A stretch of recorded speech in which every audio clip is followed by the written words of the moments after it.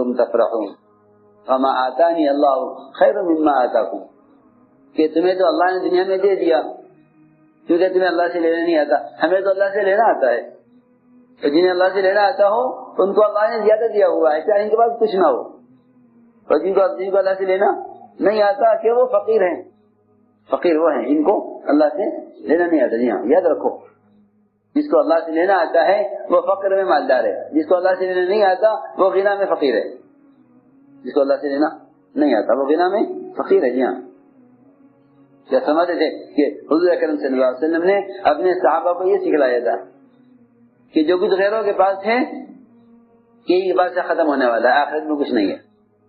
جی ہاں، اس لیے غیروں کے اموال کو دیکھ کر متاثر ہونا یہ ایسا ہے جیسا کسی مالدار کا کسی فقیر کی جھولی کو دیکھ کر تمنا کرنا کہ یہ میرے پاس ہوتا، کیا ہوگا اس کے پاس۔ تو یہ فرمایا، اپنا استغنا ظاہر کیا۔ تو میں عرض کر رہا تھا کہ مال کا رد کرنا، مال کا رد کرنا یہ آزمائش کی چیز ہے، یہ آزمائش کی بڑی بڑی آزمائش ہے۔ سب سے بڑا فتنہ مال کا فتنہ ہے اس زمانے میں، مال کا فتنہ ہے، مال کے فتنے کو کہ مال کے فتنے کو رد کرو، کیونکہ اس راستے میں حب مال پہلے آئے گا، حب جاہ سے بھی پہلے، کہ نہیں مال کو رد کرو۔ میں نے کل بھی عرض کیا تھا کہ جو تبلیغ دوسرے کے مال سے ہوگی وہ بے اثر ہوگی، اس لیے صحابہ کو مال کے رد کرنے کا عادی بنایا گیا۔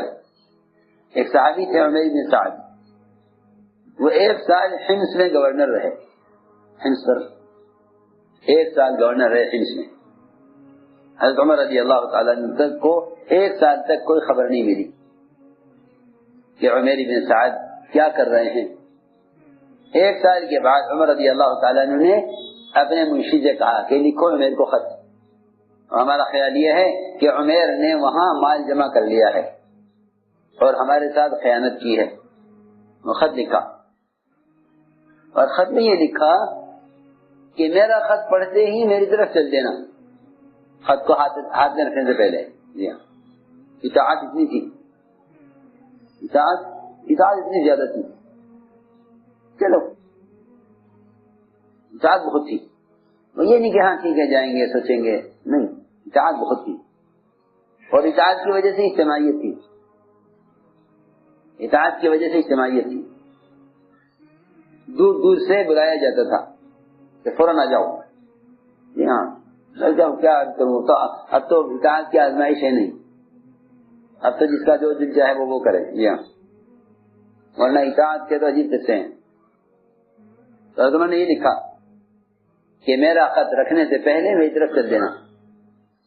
تو حضرت عمیر بن سعد رضی اللہ تعالیٰ عنہ حمص سے پیدل چلے، حمص سے پیدل چلے، حمص سے پیدل، اور پیدل پہنچے چل کے مدینے۔ بال بڑے بڑے ہو گئے، غبار آلود ہو گئے، رنگ بدل گیا۔ حضرت نے دیکھ کے پہچان تو لیا کہ عمیر بن سعد ہیں، کیونکہ ہم لوگ کو جانتے تھے۔ 1 سال کے بعد آئے، دیکھ کے پہچان لیا۔ یہ مجاہد کی صفت ہے کہ اپنے ساتھیوں کو اس طرح پہچانتے تھے اور اپنے ساتھیوں کو اس طرح یاد رکھتے تھے کہ اگر ایک بھی غائب ہو جاتا تھا مشورے سے عمر کے، تو عمر رضی اللہ تعالیٰ عنہ کسی کو ساتھ لے کر جاتے تھے تلاش کرنے کے لیے، فلاں آدمی کہاں ہے۔ یہ ہوا کہ انہوں نے فرمایا کہ عمیر یہ تم نے کیا اپنا حلیہ خراب کیا ہوا ہے۔ تو عمیر نے کہا کہ مومنین کیا حلیہ خراب کیا ہوا، آپ دیکھتے نہیں کہ میرا خون مسلمانوں کے مال سے پاک ہے، میرا خون مسلمانوں کے مال سے پاک ہے۔ حضرت نے فرمایا وہ مال کہاں ہے جو تم لینے گئے تھے، زکوٰۃ کا مال وصول کرنے کے لیے تمہیں گورنر بنا کر بھیجا تھا۔ حضرت عمر نے کہا کہ عمر اس مال میں نہ آپ کو کوئی حصہ تھا نہ میرا کوئی حصہ تھا، زکوٰۃ کی وصولی کا کام میرے ذمہ کیا گیا تھا، میں نے مالداروں سے زکوٰۃ لی اور فقراء کو دی، نہ آپ کو اس میں کوئی حصہ ہے نہ میرا کوئی حصہ ہے۔ اگر ہمارا کہ نہیں، ہمیں اطمینان نہیں ہے، ایسا معلوم ہوتا ہے کہ تم مال لے کر آئے ہو اور تم نے گھر میں چھپا کر رکھا ہے۔ حضرت عمر کا خیال تھا 1 سال تک کوئی خبر نہیں مال کی، اور فرمایا کہ تمہارے پاس کیا ہے، کہ میرے پاس میرا سامان ہے، ایک تھیلا ہے، اس میں ایک پیالہ ہے، ایک لاٹھی ہے اور ایک وضو کا لوٹا ہے بس، یہ میرا کل سامان ہے، میری کل دنیا یہ ہے. عجیب قصہ ہے، میری کل دنیا یہ ہے، یہ میرا کل سامان میں ہند سے لے کر آیا ہوں. جی. تو حضرت عمر رضی اللہ تعالیٰ نے ایک آدمی کو متعین کیا، فرمایا تم ان کے گھر جاؤ، ان کے گھر جاؤ اور یہ 300 اشرفیاں لے جاؤ اور اس کے گھر میں 3 دن قیام کرو. 3 دن تک دیکھو کہ ان کے گھر کا معمول کیا ہے. اگر دیکھو کھانے اچھے بن رہے ہیں اور گھر کا نظام ٹھیک چل رہا ہے پھر تو یہ مال واپس لے آنا، اور اگر دیکھو کہ تنگی ہے تو یہ مال ان کو دے دینا. وہ فرماتے ہیں کہ وہ حارث نام تھا، وہ مال لے کر گیا ان کے گھر کہ میں مہمان، مجھے اپنا مہمان بنا لو 3 دن کے لیے، میں ٹھہرنا چاہتا ہوں. کہ ہاں ٹھہرو. کہاں سے آئے ہو؟ کہ مدینے سے. کہ تمہارا کیا حال ہے؟ کہ ہاں ٹھیک ہے. کہ رہو ہمارے پاس 3 دن. 3 دن قیام کیا ان کے گھر میں کہ 3 دن تک 1 روٹی بنتی تھی روزانہ 1 روٹی بنتی تھی. وہ 1 روٹی مہمان کی کھلائی جاتی تھی گورنر صاحب کے گھر میں، اور میاں بیوی دونوں بھوکے رہتے تھے کہ بھائی ہمارا مہمان ہے حکومت کی جہاں سے آیا ہوا ہے، اسے کھلا دو. 3 دن تک فاقہ کیا میاں بیوی نے اور روٹی اسے کھلائی مہمان کو. 3 دن کے بعد کہا حضرت عمر نے حارث سے کہ حارث 3 دن ہو گئے ہیں ہمیں فاقہ کرتے ہوئے، ہمارے یہاں تو 1 روٹی کا انتظام ہوتا ہے بس، وہ ہم آتے ہم کھاتے ہیں، آدھی بیوی کھاتی ہے، لیکن اب 3 دن ہو گئے پورے، لہذا ہماری آپ سے درخواست یہ ہے کہ آپ کسی اور گھر میں چلے جائیے، ہم سے فاقہ برداشت نہیں ہوتا. تو یہ حالات ہیں کہ اچھا دیکھو جی یہ مال دیا ہے امیر المومنین نے آپ کے لیے. وہ چیخ ماری حضرت عمر نے کہ ہاں میں اس مال کا کیا کروں گا، کہ نہیں ہمیں نہیں چاہیے، لے جاؤ. حضرت عمر واپس کر دو.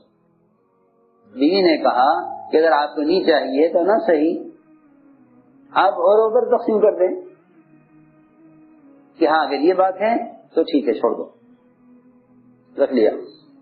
فرمانے لگے کہ میرے پاس تو کوئی صندوق بھی نہیں ہے جس میں یہ مال رکھا جاوے، کوئی باندھنے کے لیے کپڑا بھی نہیں ہے جسے باندھ کر یہ مال رکھا جاوے. جی ہاں، تو روایت میں ہے کہ بیوی نے اپنا کرتا آگے سے پھاڑ کے دیا کہ لو اس میں باندھ دو، اس کے علاوہ کپڑا نہیں ہے، یہ باندھ دو اس میں. یہ روایت نہیں اسی طرح ہے. جی ہاں، وہ اس میں باندھ دیا اور باندھ کر وہ تو ابھی بیٹھے ہوئے تھے گھر میں جو لے کر آئے تھے مال حضرت عمر کی طرف سے. یہ باہر نکلے اور جتنے مہاجرین کی اولاد تھی انہیں تقسیم کر آئے، سب تقسیم کر کے آ گئے. حارث بیٹھا ہوا تھا. وہ حارث کو خیال ہوا کہ یہ مال باہر لے گئے تھے تقسیم کر کے آئے ہیں، تو انتظار میں تھا کہ مجھے کچھ ملے گا. اس نے ذکر کیا کہ ہمیں بھی کچھ دے دو اس میں سے. فرمایا کہ وہ تو سب ختم ہو گیا، جاؤ امیر اردو کا ہمارا سلام کہنا. اور واپس آئے. حضرت عمر نے پوچھا قاضی سے کیا ہوا مال کا؟ کہ جی میں تم کے حوالے کر دیا تھا، مجھے نہیں معلوم کیا ہوا. حضرت عمر نے کہا کہ بلاؤ میرے کو. خط لکھا پھر یہ فوراً یہاں آ جاؤ.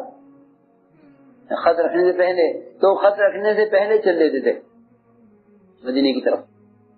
چند میل دور ان کا گاؤں تھا مدینے سے، وہاں سے آئے. پھر حضرت نے پوچھا کہ عمر مال کے کیا ہوا؟ حضرت نے فرمایا کہ عمر جو مال تم اللہ کے لیے کسی کو دے چکے ہو اس کے بارے میں تمہیں سوال کرنے کا کوئی حق نہیں ہے. آپ مجھے دے چکے، میں جو چاہوں کروں، آپ کو کیا مطلب اس سے کیا دوسرے حساب نے؟ کہ نہیں عمر میں تمہیں اللہ کی قسم دے کر کہتا ہوں مجھے بتانا پڑے گا تم نے مال کا کیا کیا ہے. اور فرمانے لگے یا عمر قدمتها للآخرہ، ہاں آگے بڑھا دیا آخرت کے لیے، آخرت کے لیے آگے بڑھا دیا. حضرت عمر نے فرمایا کہ میرا دل تو چاہتا ہے کہ تمہیں دوبارہ گورنر بنا کر بھیجوں، مجھے ایسے آدمی چاہیے کام کے لیے.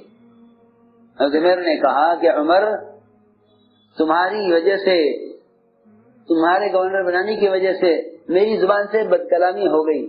میں نے ایک یہودی کو گالی دے دی تھی وہاں ہندوس میں, ایک یہودی کو, مسلمان کو نہیں, یہودی کو, ایک یہودی کو میں نے کہہ دیا تھا اللہ تجھے رسوا کرے. بس یہ گالی نکلی میری زبان سے 1 سال کے دوران گورنری کے زمانے میں, اور یہ اس لیے ہوا میرے سے بد کلامی کہ تم نے مجھے بڑا عہدہ دے دیا, تم نے مجھے عہدہ دے دیا تھا.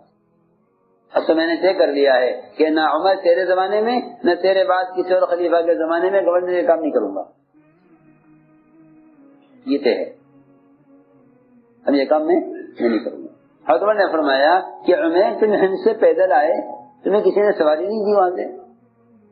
کہ جی وہ سواری میں نے سوال نہیں کیا, سواری کا, اور انہوں نے سواری مجھے خود سے دی نہیں, آپ کو حکم تھا آنے کا تو میں پیدل آ گیا.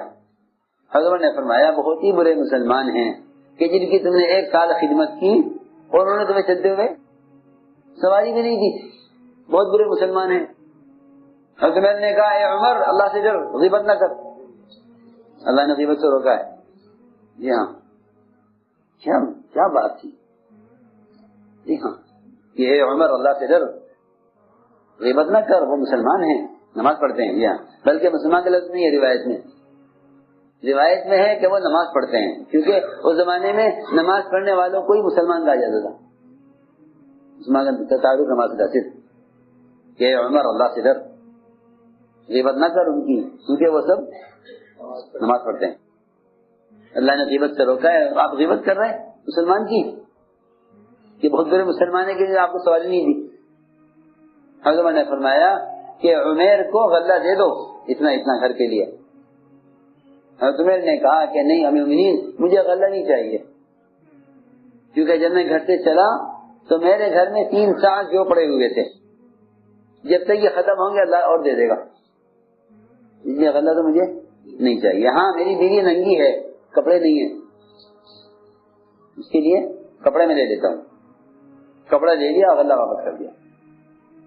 پھر حضرت عمر گھر چلے گئے. گھر گئے تو چند دن کے بعد ان کا انتقال ہو گیا.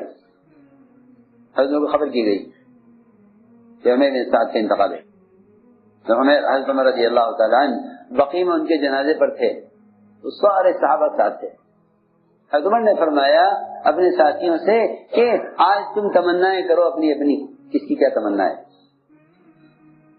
تو بعض نے کہا ہماری تمنا تو یہ ہے کہ ہمارے پاس گھر بھر کر مال ہوتا, ہم اللہ کے راہ میں خرچ کرتے. میں اور تمنا کرو. کچھ نے کہا کہ ہماری تمنا یہ تھی کہ ہمارے پاس اتنی جسمانی قوت ہوتی کہ جو حاجی آتے ہیں حج کرنے کے لیے, ہم ان کو زمزم کا کنویں سے پانی